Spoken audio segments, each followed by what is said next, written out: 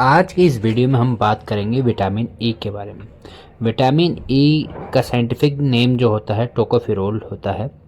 और vitamin E कब लिया जाता है? अगर बॉडी के अंदर विटामिन ई की डेफिशिएंसी यानी कि कमी हो तभी विटामिन ई को लिया जाता है।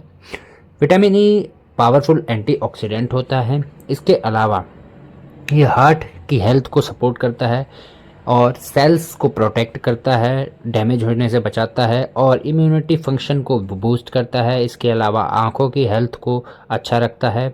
इसके अलावा स्किन हेल्थ यानी कि चमड़ी को सुरक्षित रखता है, इम्प्रूव करता है लंग फंक्शन को यानी कि फेफड़ों के फंक्शन को और लीवर को भी अच्छा रखता है। इसके अलावा हेल्थी हेयर ग्रोथ करवाता है, हेयर फॉल को रोकता है और ये महिलाओं के अंदर मेंस्ट्रुअल पेन में भी बहुत ही हेल्पफुल होता है।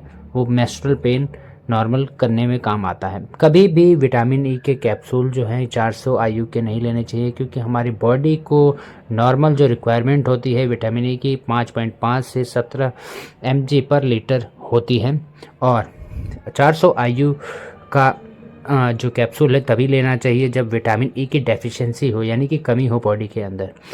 बॉडी के अंदर विटामिन ई की कमी है, इसके लिए टोकोफेरोल टेस्ट होता है, वो करवा सकते हैं। इसके अलावा विटामिन ई ना लेके बहुत सारे फूड्स होते हैं जिसमें विटामिन ई होता है, जैसे सीड्स हो गए, नट्स हो गए, कुकिंग ऑयल्स, वेजिटेबल्स, फ्रूट या एनिमल्स प्रोडक्ट्स होते हैं जिनमें विटामिन ई पाया जाता है। विटामिन ई बहुत ही इसेंशियल होता है यानी कि बहुत ही अच्छा होता है बॉडी के लिए। और ज़्यादा से ज़्यादा जो है कि आर्टिफिशियल ना लेके आप जो है कि फूड से विटामिन ई को इनटेक करें ताकि आपकी बॉडी सुरक्षित रहे और लीवर की कोई प्रॉब्लम ना हो। क्योंकि कई बार क्या होता है विटामिन ई के कैप्सूल्स हम डेली रेगुलर खाते हैं जिससे कि विटामिन ई की टॉक्सिसिटी हो जाती है। विटामिन ई की जब टॉक्सिसिटी हो जाती है यानी कि जो विटामिन ई टॉक्सिसिटी होती है उसमें क्या होता है कि ब्लीडिंग हो सकती है, इंटरनल या एक्सटर्नल। इसके अलावा मांसपेशियों में कमजोरी हो सकती है। इसके अलावा नोज़िया, वॉमिटिंग जैसी समस्या यानी कि दस्त और उल्टी की समस्याएं देखने को मिल सकती हैं। और भी बहुत सारी लीवर डिसफंक्शन की प्रॉब्लम्स देखने को मिल सकती हैं अगर लंबे समय से विटामिन ई का उपयोग किया जा रहा है बिना किसी डॉक्टर की सलाह से।